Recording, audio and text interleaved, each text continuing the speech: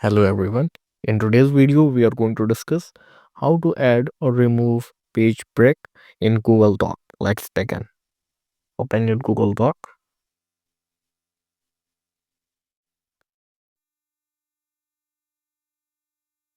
Now you can see here file option.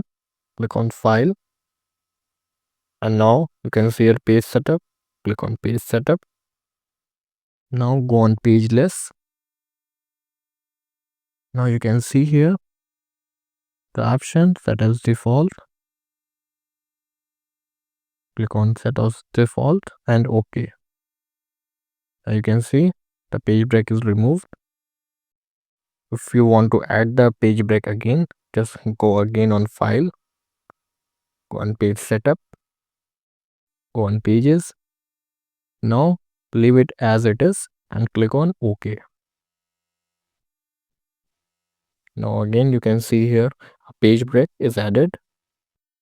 These are the procedure to add and remove page break in Google Doc. I hope you find this video very useful. Don't forget to like, subscribe and share. Thank you.